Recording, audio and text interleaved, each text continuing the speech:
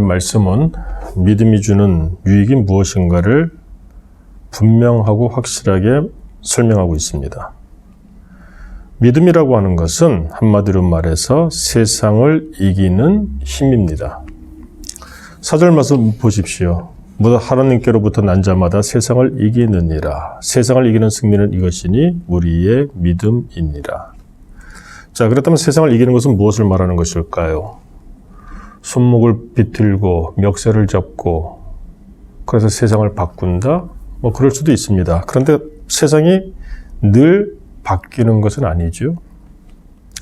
오늘 본문의 배경을 우리가 생각해 보아야 합니다. 사람들이 지금 특히 교인들이 자꾸 실족합니다. 미혹에 빠지고 심지어 배교, 믿음의 그 터를 떠납니다. 교회를 떠납니다. 왜 그런가 하면 실망했기 때문입니다. 세상이 힘듭니다. 세상은 부조리하고 악합니다. 그러다 보니까 당시 초대교회 교인들은 소망 가운데 버티고 있었습니다. 그 소망은 예수님이 곧 재림하신다는 것입니다. 근데 예수님 재림 소망, 예수님이 오시지 않습니다.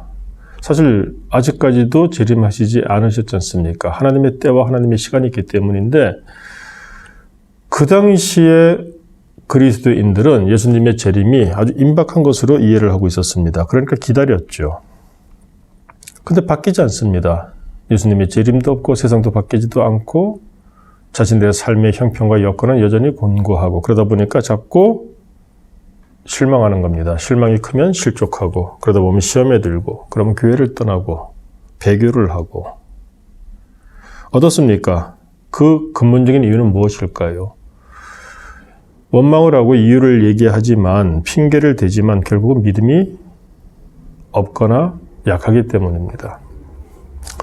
믿음은 무엇입니까? 세상을 이기는 힘입니다. 세상을 이긴다는 것은 말 그대로 세상을 바꾸는 것도 말하지만 세상이 바뀌지 않을 경우는 어떻게 해야 될까요? 특히 이들의 형편, 이들의 환경 가운데 어떻게 해야 될까요?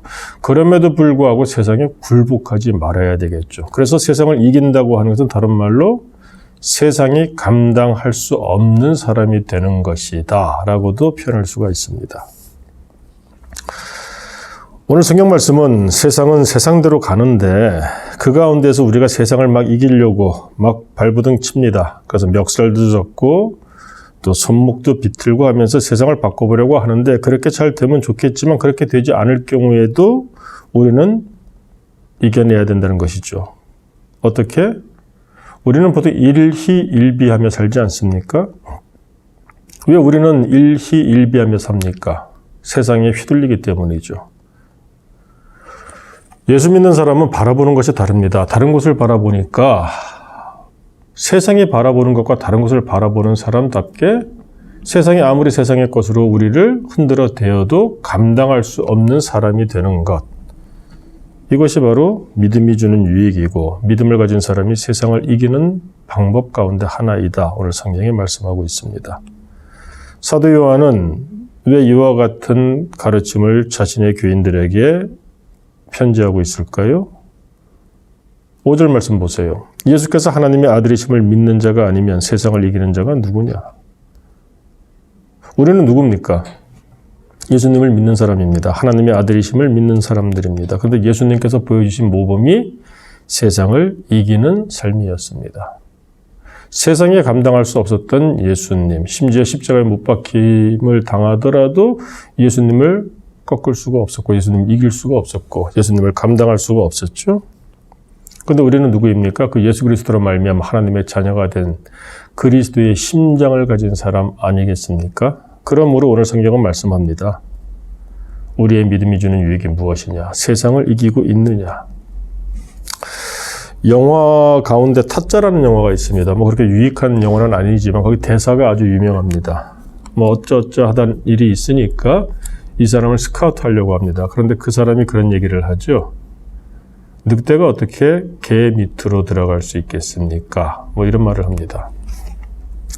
사자는 사자답게 살아야 됩니다. 호랑이는 호랑이답게 살아야 됩니다. 그렇다면 우리는 그리스도의 사람답게 살아야 됩니다.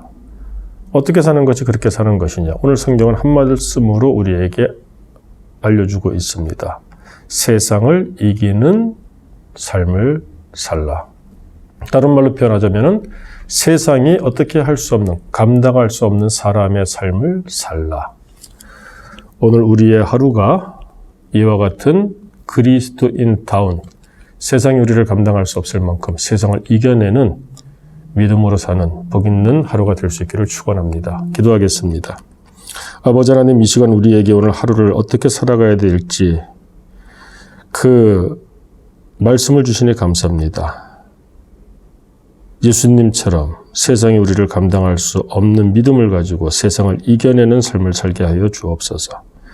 우리가 믿음으로 살고자 할지라도 세상은 바뀌지 않을 수가 있고, 세상에는 여전히 악한 사람들, 악한 세상 풍조들이 만연할 수밖에 없습니다. 그러나 그 가운데 미혹되거나 시험에 들지 아니하고 지지 아니하고 올해는 우리의 길을 예수님처럼 걸을 수 있게 복 내려주시고, 무엇보다 그 일을 위하여 하나님의 영이 우리와 함께하여 주옵소서.